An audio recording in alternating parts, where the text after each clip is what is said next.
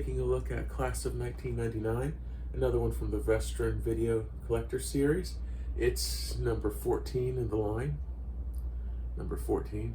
Trying to make sure I get it on camera. Well, I get it to where it shows up okay. Class of 1999 is a 1990 American science fiction action thriller horror film directed by Mark L. Lester. It is the director's follow-up to his 1982 film, Class of 1984. And before I really get into detail here, I just want to give a little spoiler warning. I'm gonna try not to spoil as much as possible, but I will be giving a brief synopsis of the story and stuff. So if you haven't seen the movie yet, it might be a good idea just to pause the video here if you want to watch it first. It's a really good movie. And yeah, like I said, I just want to give a brief spoiler warning before I go into detail. And to give a brief synopsis about it, I'll just read from the back here, starting up here. It says, digitally restored. Vestron Video has been a leader in providing the most unique and wide-ranging selection of films. We honor the spirit of Vestron Video by presenting the Vestron Video Collector Series, a line of classic genre films newly remastered and with a wealth of supplementary features. The time is the future, and the youth gang violence is so high that the areas around some schools have become free fire zones into which not even the police will venture. When Miles Langford, Malcolm McDowell, played by Malcolm McDowell, the principal of Kennedy High School, decides to take his school back from the gangs, robotics specialist Dr. Robert Forrest, played by Stacy Keach, provides tactical education units. These human-like androids have been programmed to teach and are supplied with weapons to handle discipline problems. These kids will get a lesson in staying alive.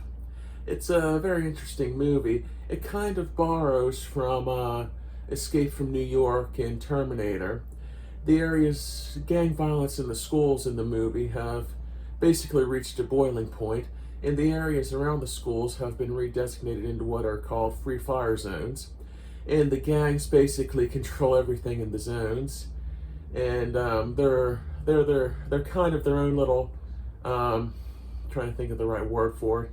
They're kind of their own little isolated areas, and the schools themselves within the free fire zones are like what's the right word for it?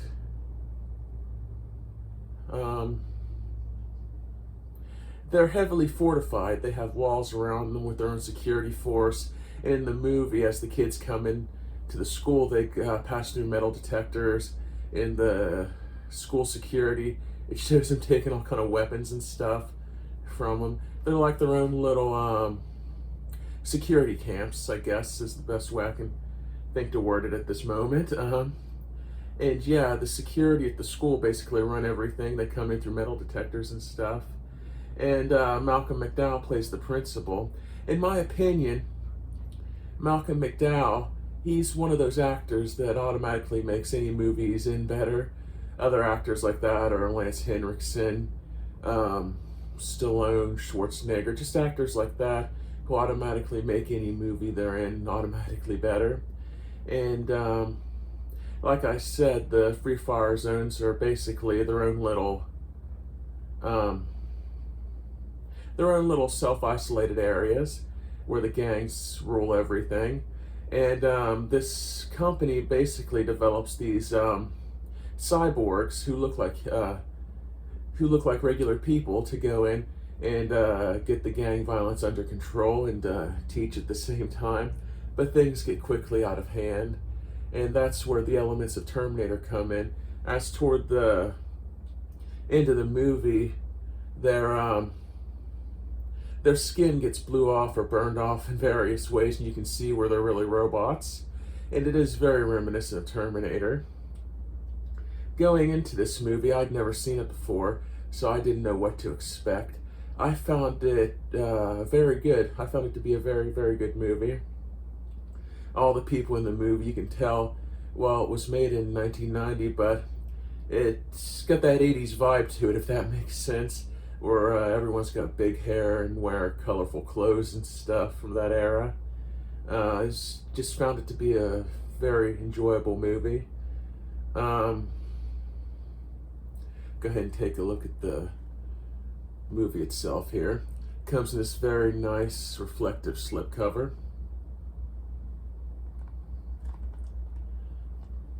Removing it from the slipcover. There's the case itself, the Blu-ray case.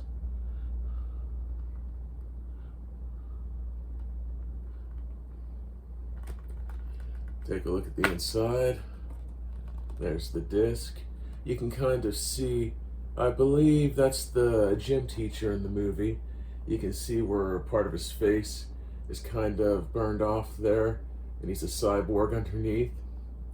There's no, which is pretty cool disc art. There's no reversible cover art, sadly. And that's it for the Blu-ray case itself. It does have a fair amount of special features. Go ahead and take a look at those. If this slipcover will cooperate and go back on. Audio commentaries. Seems to be only one this time. With producer-director Mark L. Lester. Interviews. School Safety with producer-director Mark L. Lester and co-producer Eugene Mazzola. New Roles with screenwriter C. Courtney Joyner. Cyborg Teachers from Hell with special effects creators Eric Allard and Rick Stratton. Future of Discipline with director of photography Mark Irwin. Theatrical trailer, TV spots, still gallery, and video promo. Decent amount of special features.